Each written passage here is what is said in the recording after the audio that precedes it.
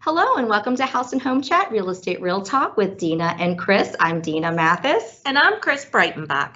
Welcome to today's program. You know, our real estate world and the mortgage world right now are seeing a little bit of panic over the rising interest rates. So today we're going to chat with Dave Scully of Ruoff Mortgage about why it is not a time to panic and is still a great time for you to sell or buy a home. Yeah, and then in the real talk portion of our program, we're just going to wrap that right into our talk with Dave today. And we're going to be discussing the current market here in the Cincinnati area, what our buyers and our sellers are seeing in real time. And we'll be talking about all that with Dave today. So welcome to our program, Dave. Well, thank you for having me back. Yeah, thanks. You know, part of this topic, yesterday alone, I was out and about, and I had two people who I was meeting with over different things who aren't in the market to buy or sell a home, right? And their question to me was about, like, how am I doing? And is everything okay? And you know, has my world come to a screeching halt? Right. And I'm like, you know, Dave is laughing. And I give them my standard answer, right? Because my standard answer is, it is always a great time to buy and sell a home because you're buying and selling a home for a reason that's specific to you.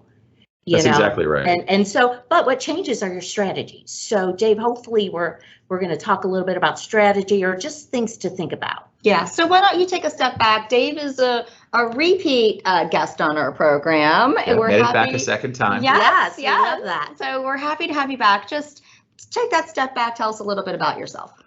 Well, I've been in mortgage lending for over 30 years, which is now officially over half my life.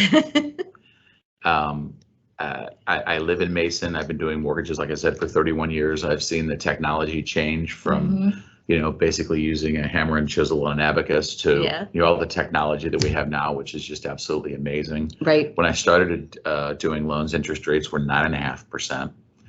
The lowest rates I've seen were about a year ago, where they're as low as 2.5% on a 30-year fixed. But somehow that seems to be the only thing that we remember.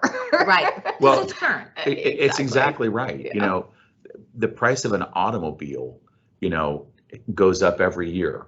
So, you know, remember when cars used to cost $10,000, $20,000, $30,000? Now everybody blinks for a $50,000 car. Right. I blink, but a lot of people don't. Right. So, you know, it's just all relative. And, you know, mortgage interest rates are, you know, constantly going to keep going like this. You know, it's just not static. And hopefully, you know, housing prices, you know, kind of don't keep going up 10 or 15% a year, because that's not sustainable. That's but a little 4%. bit different. Right. But it's funny when you say people are asking if you're okay. I'm getting the same thing. Yeah. And it takes me back to, you know, 2009, when people were like, they'd look at you and they'd be like, oh, how you doing?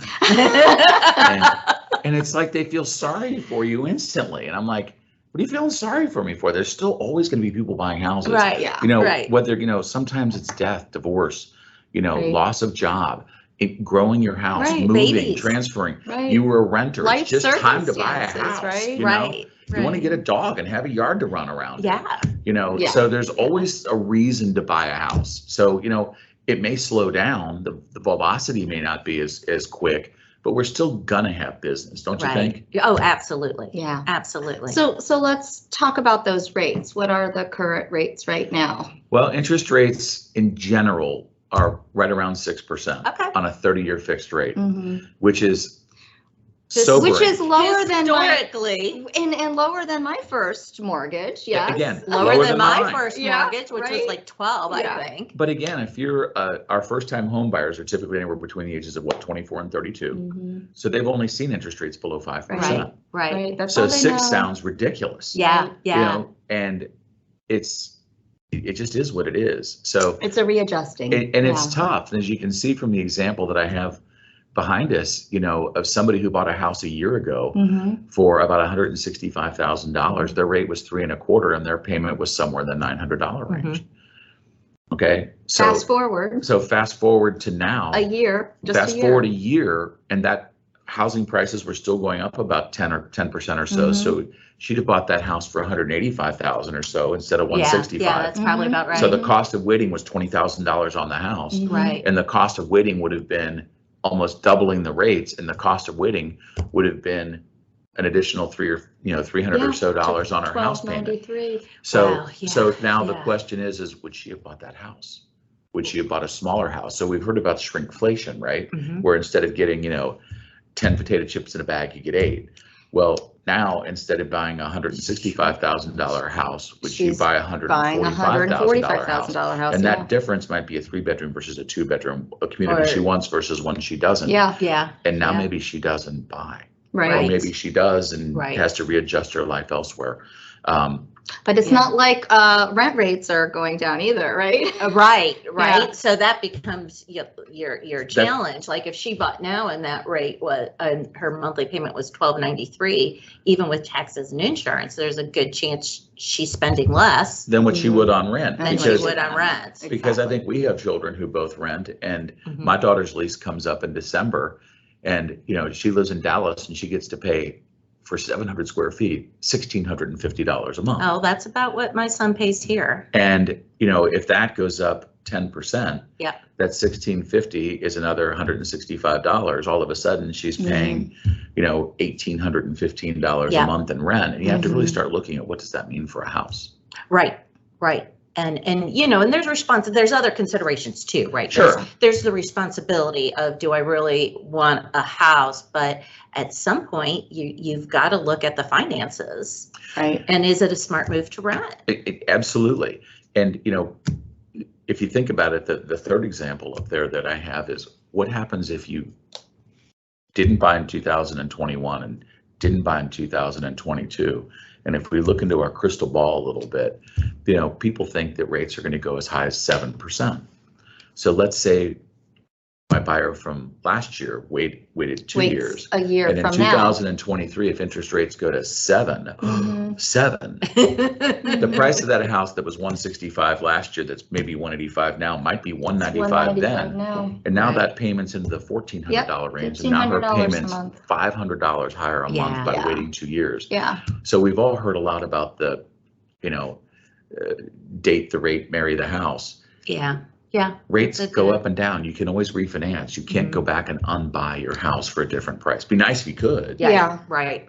Yeah, that's a good point. So as far as predictability goes, I mean, that 1 year out scenario, is that what people are forecasting? Is that what we see happening? Sadly, yes. Okay. Because, and this is going to get a little wonky, but usually interest rates are over whatever the rate of inflation is. Okay. So the rate of inflation last month was like 8.6%. Now, thankfully, our rates didn't jump from 5 3/4 Yeah, and to go straight 8. there. Right. Mhm. That would have been more cataclysmic yeah, than it was, yeah. but rates went up 0.5% in Mhm. 1 day. Mhm. Wow. And the next consumer price index, the CPI report that comes out is July the 13th. So it's going to be really interesting to see what that report shows, because if it's anything less than 8.6, it's going to be, woohoo, it's Right. less. But Yeah. that doesn't mean it's really less, Right. because you're still paying 7% more than you did a year ago, Right. if it is less, and that was the number. So that's how they measure Got that rate. So, if the inflation rate stays, let's say inflation, the rate goes to 6.5, just as a number, and it stays there, then you'll see rates probably go to 6.5 or a little bit higher, which gives validity to the third example. Mhm. So I hope that kind of made sense without being too. No, that Yeah. makes perfect sense. Yeah. And me, my mind's just going. So, but We're used to that by now. and the price of gas is what's really driving all of this for all of us. And if you really want to keep up with what, and this is, I don't know why there's this correlation, but if you've watched the price of gas in the last couple of weeks, it went way up and then it started to settle back down. It's kind of a little bit under $5 a gallon right now. Right. Remember, it was 5.15, 5.20, 5.30, whatever.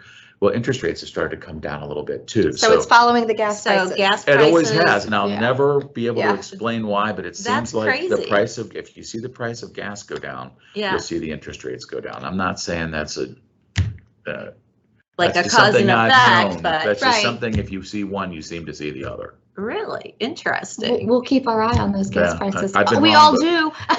Yes, we do. I've been wrong before, but that's Unfortunately. something I've happened to notice. Yeah. Dave, no, you have not. But it's just going to be challenging for all of us. But Yeah. again, Yeah. people are going to buy houses. Right. To Chris's point, I mean, if it's the right time for you, then there's a strategy Yeah. that we can employ to make it, the right strategy for you, be it, a short term, like an ARM, type Right. of scenario. There's- Tell us a little bit about that. Yeah, and what are some of the strategies you're Well, now utilizing? Well, everything has risk Yeah. and reward. For sure, That's right? so true. So if you say, wow, I don't want 6% as a 30-year fixed rate, Yeah. I was qualified at 5%. I want to get a lower rate. Mhm. You can do that, but instead of having a 30-year fixed principal and interest payment, because your taxes and insurance are always going to change. They're not static, and they're typically not static in this direction. They're typically, Right. They're going to Always, go always. But what you really have to look at, and I just lost my train of thought. We were talking. ARMs. Yeah. What you really have to look at is say, okay, if we're going to do an ARM for either 5 years, 7 years, 10 years, or Mhm. a 15-year ARM, Mhm. the difference is your rate is going to be fixed for those 5, 7, 10, or 15 years. Right. Mhm. What happens after that? Right. That's the great unknown. I don't know what rates are going to be tomorrow. I don't know what they're going to be next year. I'm guessing. Right. So what happens if you do the 5, 7, 10, 15-year ARM? At the end of that term, the balance will be lower, but then you are subject to potentially Whatever the rate 6% is. higher than what your interest rate started at. So if you were at 5, using that as an example, that first jump could make you at 11. Mhm. So, It could dramatically change, right, overnight, but you still have that 5-year or 7-year or 10-year period of time That to you- watch the rates. And and make you're that- paying less monthly. Yeah, and Yep. you make that adjustment when you jump back into that fixed absolutely. rate when it makes sense. So for people who know they're not going to be in a house very long, Mhm. and there used to be a lot more transient employees, like P&G used to be called pack and go, right? They're not transferring as many people as they used to. all over the Except place. if you're, in Okay. Chris's family. Potentially, but it doesn't seem like we have as many relocations as we used to.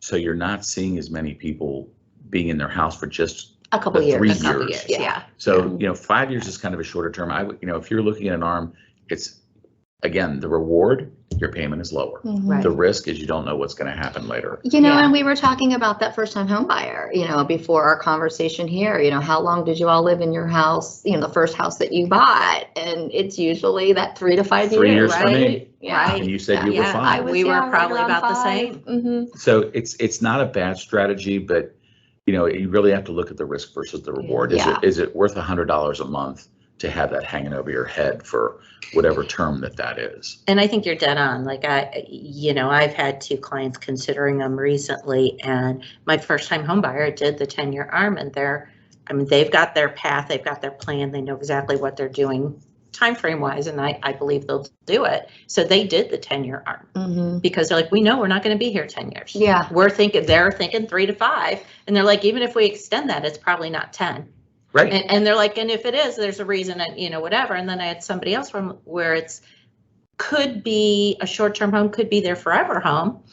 And I'm like, I wouldn't go there. So they I'm went like, with a 'cause longer term, they like went- a 30-year. they went with the 30-year. Now, Mhm. fortunately, they locked in before rates jumped up significantly. Mhm. So they were still in the 5s. Mhm. Which is great. Yeah. But it's like I said, risk versus reward. That's exactly it. What do you feel comfortable with? And Yeah. if you're willing to take that risk and hope that interest rates come back down, I mean, there's the belief in our industry is that in 2024, 2025, you'll see rates head back down. Okay.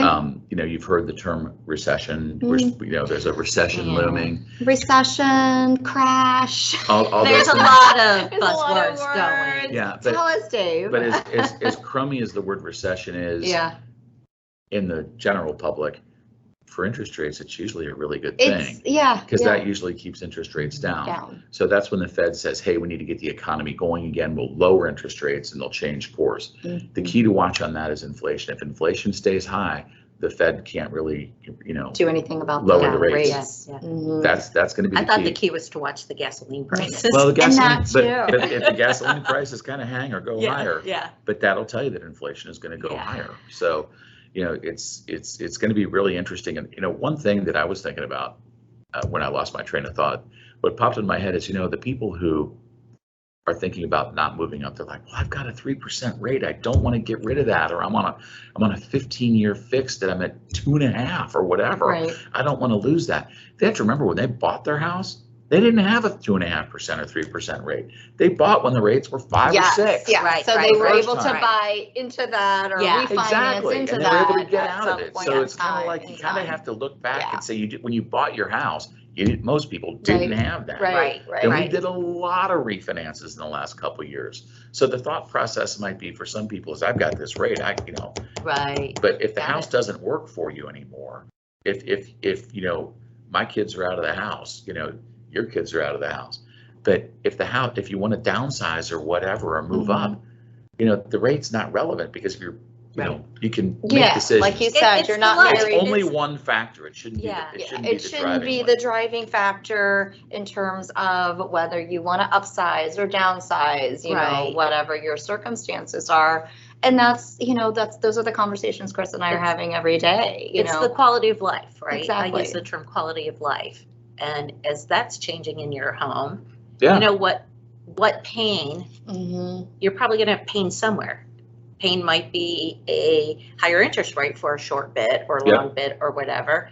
But if your home isn't meeting your needs, your home's not meeting your needs. Yeah, exactly. So where are you going to, where are you going to make those sacrifices, I guess, right? Yeah.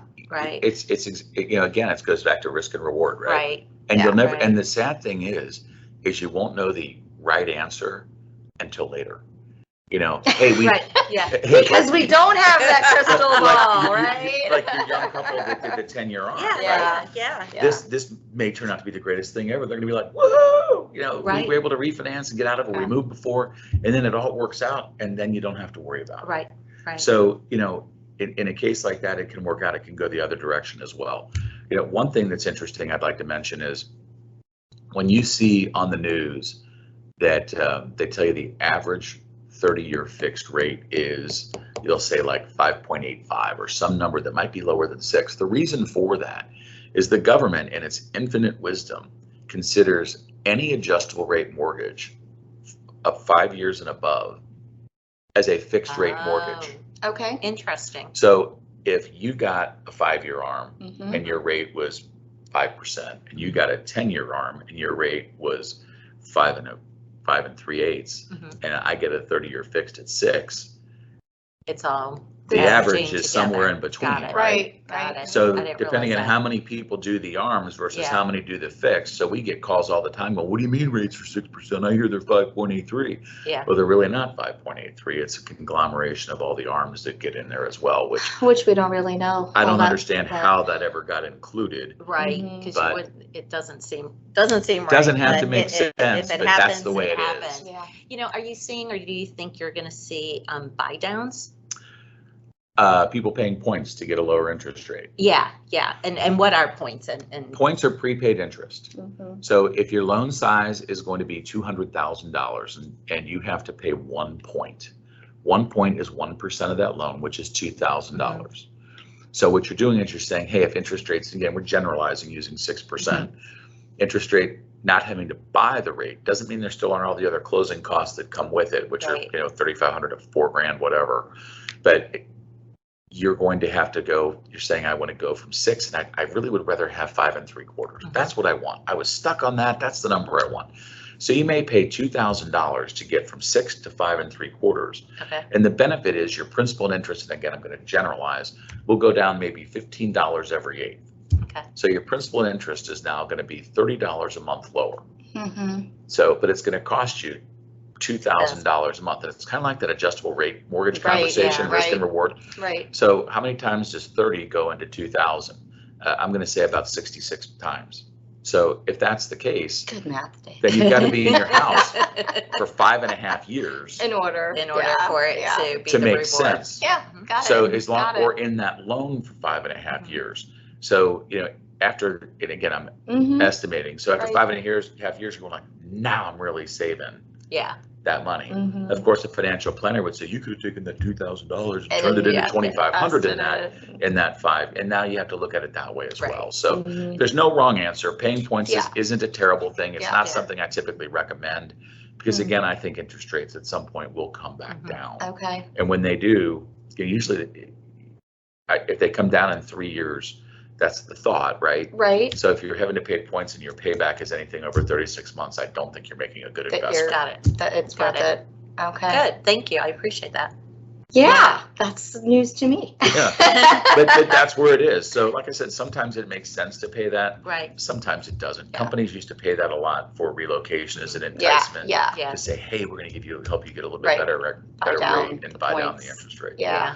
Are you seeing a slowdown? I mean, what are you seeing? Chris and I might have a different, I guess, opinion of Well- what's happening in the real estate market, but what are you seeing Yes. in the finance Well, world? in our world, we had 2 of the most incredible years because we had all the buyers. Mm-hmm. You guys had buyers, but we had Mhm. buyers plus people refinancing. Everybody Yeah, was yeah. refinancing. So you've got that our refinancing volume thing that's was like this. yeah. And now the purchases are, Yeah. are shrink, so we lost all the refis, which was about 45% of the business. Got it. So everybody in our industry will say our business is down 50%. Well, Yeah. that's because virtually nobody's refinancing their house Right, right now. right. Unless That they makes have to for sense. some reason. Yeah.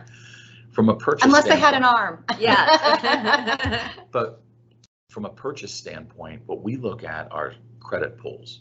So if you have somebody call me to get qualified, how many credit pulls are we running? Because if I have 30 people that I run credit for, 30 couples, if you will, in a month, 10 of them may not qualify. Mhm. 10 of them may not buy anything for a while, and 10 of them will buy a house sometime in the next week Mm-hmm. to 60 days. Mm-hmm. Well, I can tell you that our qualifications are down by about a third. Okay. So if I was 30 a month, now I'm doing 20 a month. Got it. So it just means there's fewer buyers out there because of the fear of something going on my computer there, sorry about that. That's Of the right. fear of interest rates. So it'll slow down, but I think it'll pick back up once Okay. this becomes the norm. Right. Because Right. the fear is, Yeah. oh my God, it's 6.5. Right.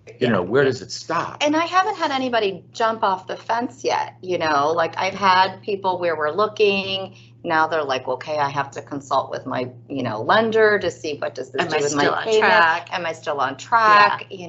So there's a little bit of a hesitation where we're not running right into a house and like writing up that contract, like Right. 2.2 seconds later, Yeah. they're kind of checking, doing their check and balances. Yeah, But it yeah. hasn't really stopped anything. No, I would but say. are you saying from a year ago, a house would go on the market, it was a mad house to go through the house, Yeah. like they were giving away something. In- that in- was I'm in going to some tell you it cases, it depends. still is. It depends on the market. It depends on the market. Yeah. But it seems like I'm seeing people who I write an offer for win more often. Okay. So okay. it seems like there's fewer offers out there. Got it. I'm yeah. not saying that it's not still busy, I would say that relatively that's probably speaking. true. So instead of maybe getting 30 offers, you're getting 5 to 7.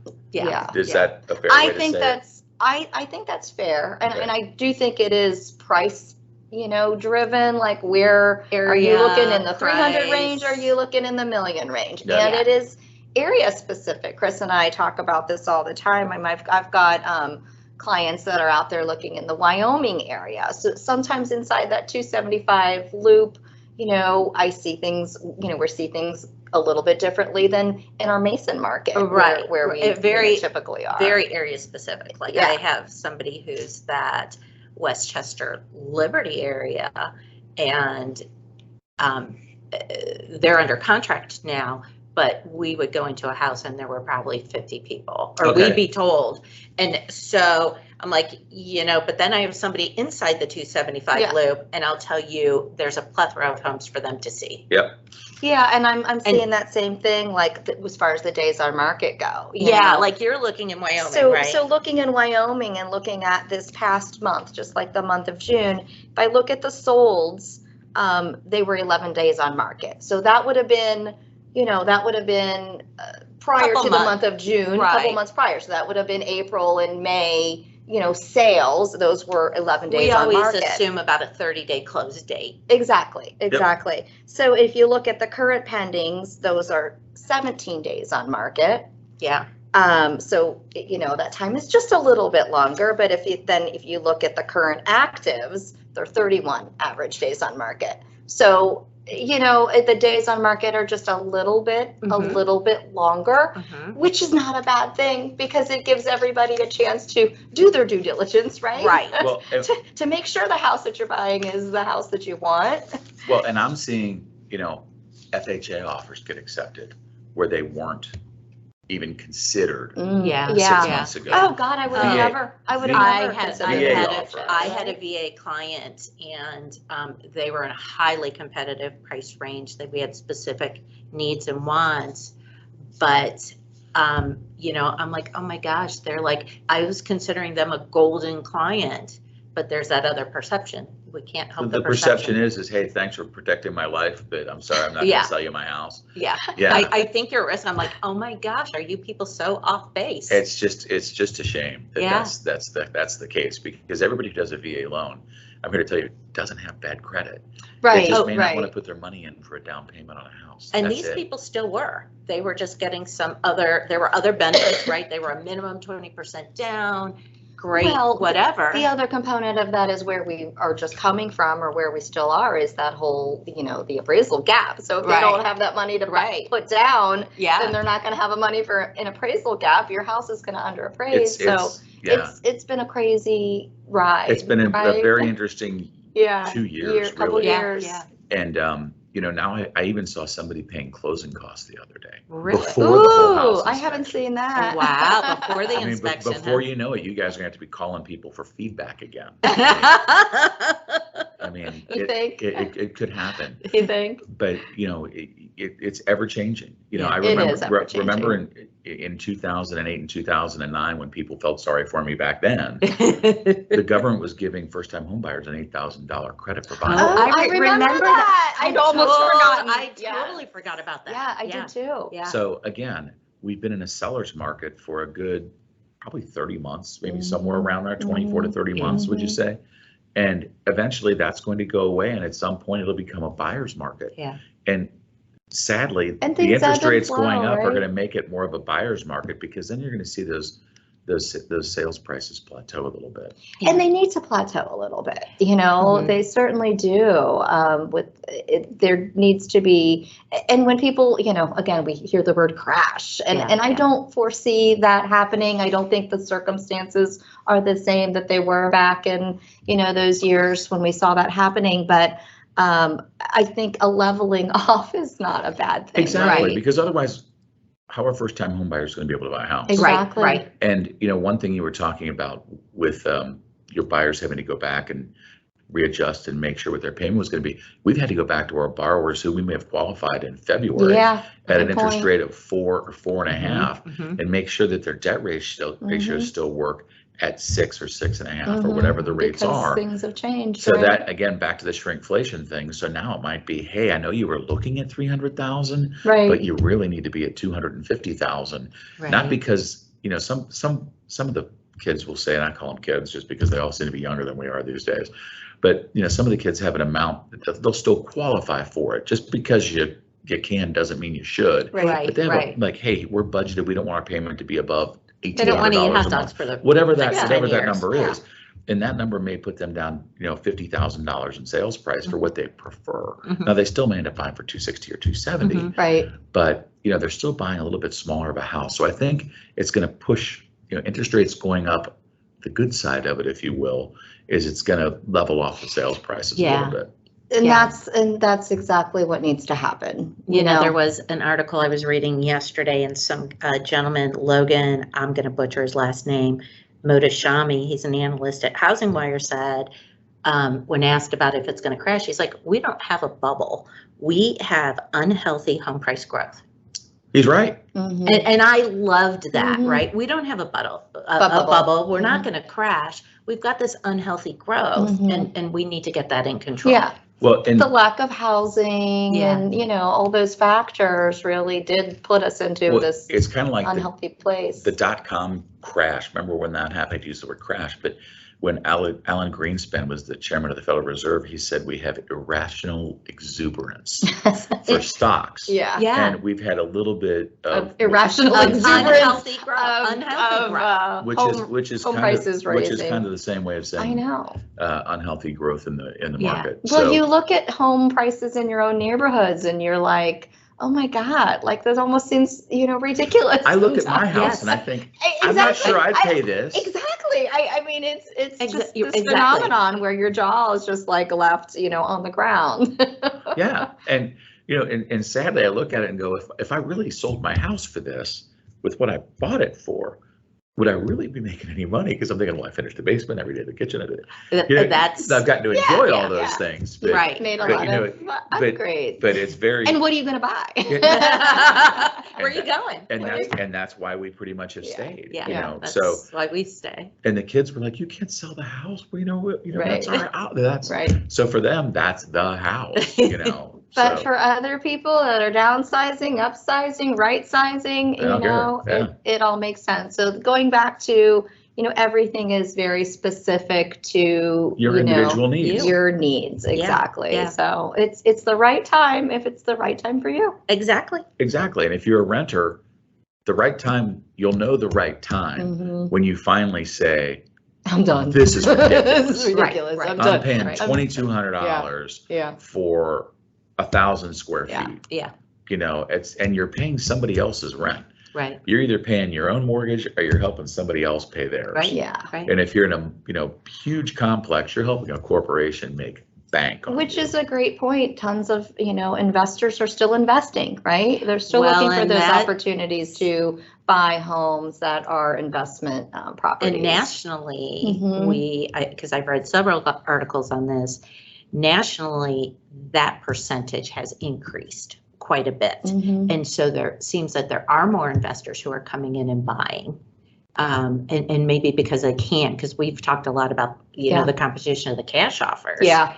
And they can come in and pay cash or pseudo cash Sight or unseen. whatever, sight unseen, whatever, because they're just buying it for an investment. We've seen people buy investment properties and do cash out refinances on houses that they own as their primary residence Oh, okay. Oh, and buy yeah. an investment And buy property. the investment property. I And may that have could told be people to smart think about too. stuff like that for down Mhm. payments or Now, a as- year ago, the rates were a lot better and that would have been a Yeah. lot more attractive than it is today. but- exactly. But then going back to what could the rates be a year from now? So, I mean, Mhm. the time to start is now, not a year Mhm. from now, Mhm. where you're projecting that they're actually going to be higher, and it could be a little bit of time Right. before we swing back. And unlike the stock market, which has just been brutal this year, right? And that'll eventually come back too. Right. Typically, home prices go up 3 to 5% a year. Mhm.